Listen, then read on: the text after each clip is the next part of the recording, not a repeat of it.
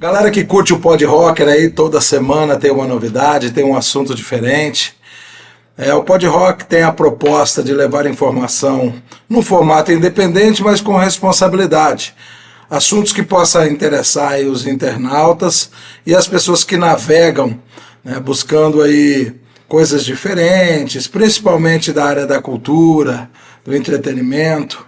E a gente vai fazer uma sessão de 4 podcasts sobre um projeto muito legal que está rolando, que é o projeto Cabeça de Vaca. Para isso nós estamos recebendo aqui Moacir, que é músico, ativista cultural, historiador, que é um dos estudiosos sobre o assunto. Vai bater esse papo e vai explicar para a gente quem é Cabeça de Vaca, a sua importância, a sua relevância para a história do Mato Grosso do Sul, para a cultura e para o Brasil e até países como Estados Unidos, Espanha, Portugal. É um personagem muito interessante. Por isso a gente vai começar batendo um papo e já aprendendo sobre Cabeça de Vaca, projeto Cabeça de Vaca, com Moacir Lacerda. Tudo bem, meu irmão? Muito bem, Rocker. Estamos mais uma vez aqui com você aqui, é uma grande alegria, tá certo? Esse Pod Rocker, é isso, para debater um assunto relevante para a nossa cultura, para a nossa história, para um conteúdo do nosso estado. Então, é com grande alegria. Eu recebi o seu convite, eu vejo que aqui tem a possibilidade de explanar com mais detalhe esse personagem. É um personagem, você tinha me dito aí, um pouco, né, porque é extensa a história do Cabeça de Vaca, dos seus feitos, das suas andanças, mas eu percebo que a gente precisa explorar isso, até porque as pessoas que têm o interesse possam depois ver esse material e ter informações aí em cima dessa tese e também desse estudo que você fez sobre o personagem para compor um projeto que em seguida a gente vai falar. Mas vamos lá, Moacir. Quem é Cabeça de Vaca? O nome é um espanhol, o nome dele é Álvar Núñez Cabeça de Vaca.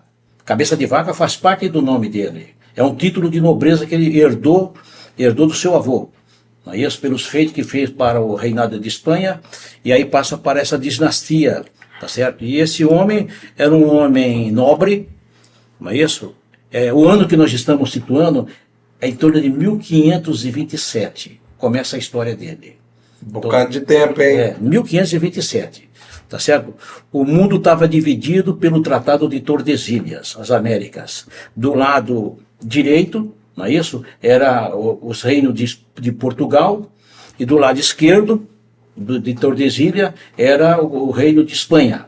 Tá? Então, Cabeça de Vaca, esse personagem me chamou, fazia uns 10, 15 anos que eu tinha percebido esse personagem, ok? Mas não tinha ainda tempo, disponibilidade para aprofundar, não é isso?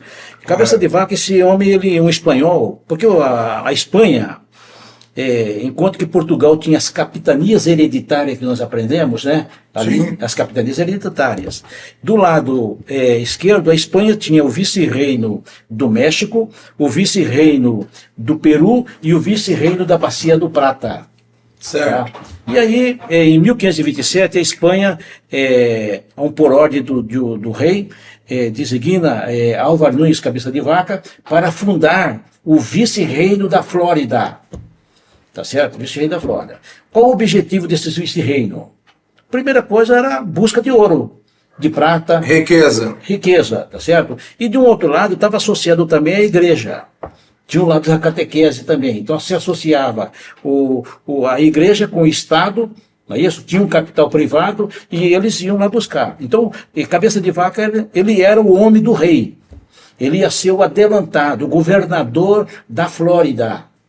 Ele ia fundar o vice-reino da Flórida e ia ser o governador. Então, em 1527, ele sai em grandes pompas lá da Espanha, em 5 caravelas e 600 homens. Não é isso? E navegando no hemisfério norte, pelo Atlântico ali, tá certo? Este homem, no Golfo do México, próximo do local, as caravelas afundam. E aí é o seguinte, aí dos 600 homens sobrevive 4. cabeça de vaca, tinha um negro que era um escravo chamado Estevão, e tinha mais dois espanhóis. E esse homem, ele chega ali e cai na mão dos indígenas, que eram ferozes, eram até canibais, tá certo? Sim. Violentos, os indígenas americanos daquela região. Então ele cai Ele ali, se salva após o acidente e cai, não é em isso? alto mar, ele perde a sua frota, É, tanto de caravelas quanto de pessoas, né, de humanos, exatamente, e perdeu tudo. ficam só em 4 de E 600. com isso, o que que é? Não tinha comunicação, praticamente não existia mais cara.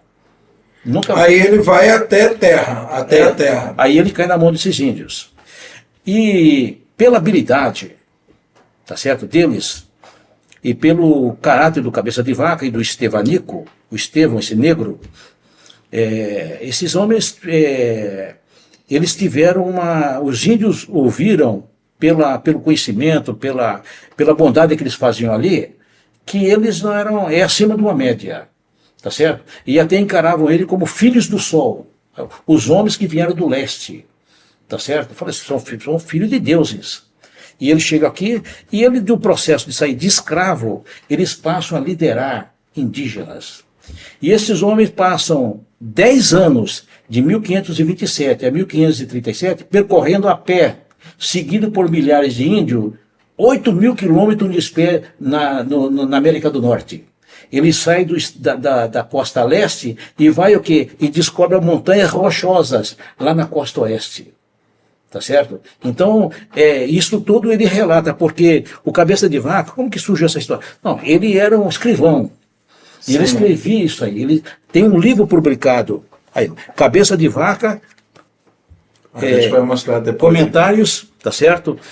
Naufrágios e comentários. Esse é o livro dele, tá certo? Por isso que a gente sabe essa história, Uhum. tá certo?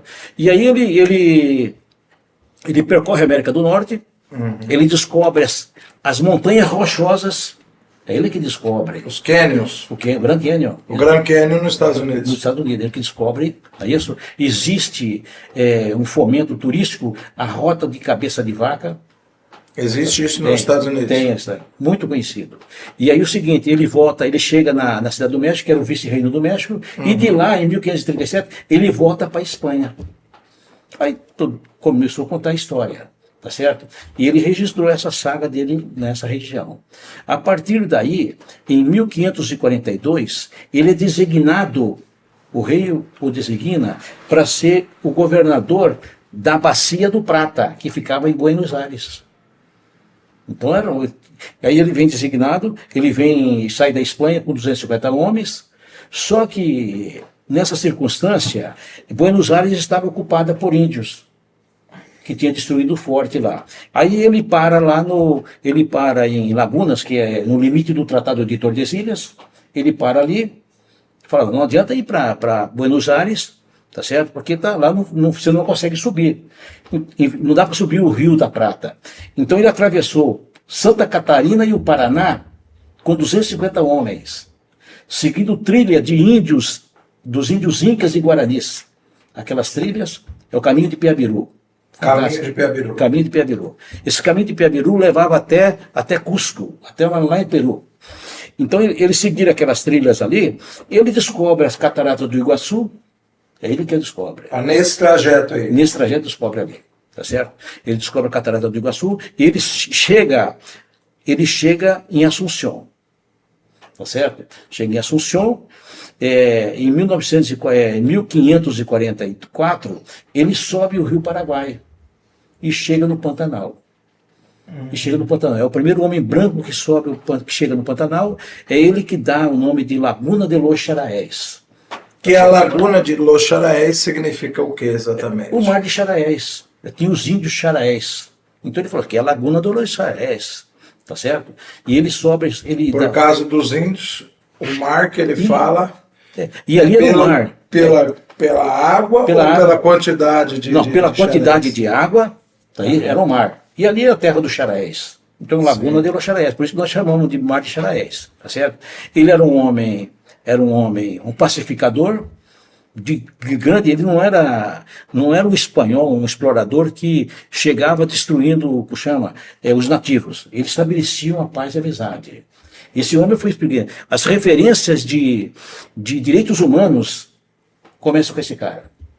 As referências. As referências. Por isso que ele, quando chega no Pantanal, tinha os índios guaranis, que ele estava aqui na região do Paraguai, Assunção, e lá no norte estavam os índios paiaguás e os índios guaicurus.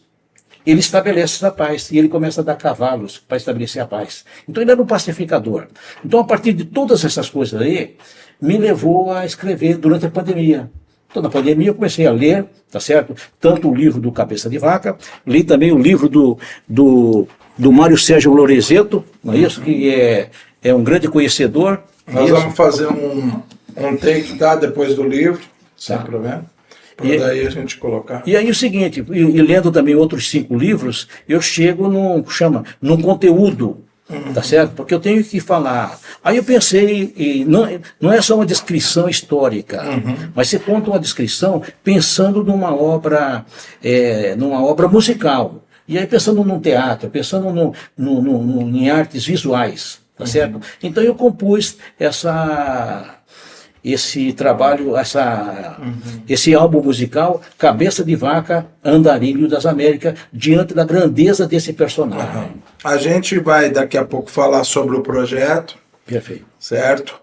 O Cabeça de Vaca, como todo desbravador da época, ele, como você citou no início, ele tinha a missão de adquirir terras, né, e riqueza. Era esse o objetivo. O reino, né? O objetivo do... Nessa época, o Brasil era o reino espanhol, é isso? O Brasil era o reino espanhol que tinha o Tratado de Tordesilhas, que foi firmado, que era a divisão ali. Que foi firmado junto com o Vaticano. E esse Tratado de Tordesilhas, ninguém ultrapassava. Os bandeirantes não ultrapassavam, os bandeirantes portugueses não podiam ultrapassar, porque senão havia uma guerra entre esses dois reinos. Então tinha um tratado, obedecia aquele Tratado de Tordesilhas, que só foi rompido. Só para a gente, para os leigos aí, igual a mim, para a gente ficar bem esclarecido. Lógico que nós estudamos isso aí, lá no primeiro grau, mas enfim. O reino espanhol, o qual o Brasil fazia parte, pegava a América do Sul, México, só para a gente se situar. Então, assim, o Tratado de Tordesilhas, ele começava praticamente lá no norte do Brasil, mapa do Brasil, ia até Lagunas, que é Santa Catarina. Então era uma linha reta, certo? Então, nesse paralelo aí, o que acontece? A parte direita era Portugal. Tá certo? Isso foi um tratado feito com o Vaticano, tá certo? Que era o poder moderador. E a parte esquerda ficava para as terras que não conheciam, ficava para os espanhóis, tá certo? E isso prevaleceu. Tá certo? Esse tratado aí. Então era um limite. Então os navios espanhóis não podiam parar na costa da costa brasileira. Tinha que parar depois do tratado. Depois da linha do Tratado de Tordesilhas. Então, porque ali já era no território português eles não podiam parar, tinha que parar no território espanhol. Era rigoroso isso aí. Então, em função disso... As divisas, na verdade. É da divisa. Cabeça de Vaca, quando sai da Espanha, ele para no limite do tratado. O limite do tratado, onde terminava o tratado, que é Santa Catarina. Santa Catarina. Aí ele para ali, porque aí ele podia parar. Eu não podia parar em São Vicente, não podia parar em Guanabara, na Bahia. Não podia parar, porque ali é território português. Só para dizer para você que esse Tratado de Tordesilhas, ele foi rompido. Foi rompido quando chega um período da história, no século XVIII, que Portugal e Espanha unificaram os reinos. Quando unificaram os reinos, os bandeirantes começaram a entrar para o oeste do que é o Brasil hoje, e o mapa do Brasil foi se alongando. Foi abrindo. Por quê? Eles foram atrás de ouro também, os bandeirantes, porque era um reino só. Tá certo? E aí hoje praticamente, essa configuração do mapa do Brasil. Bacana. Moacir, a gente vai fazer aí vários episódios sobre o Cabeça de Vaca e a sua importância. E a gente esse primeiro episódio, você explanou aí quem é o Cabeça de Vaca. E a gente vai ficando por aqui com esse episódio. E convidar você que está curtindo o Pod Rock, que está acompanhando, para assistir o próximo episódio, que a gente vai falar sobre a relevância do cabeça de vaca na nossa cultura, na nossa história, e principalmente no Mato Grosso do Sul. Tá? Até o próximo episódio, que já vai estar disponível para vocês aí.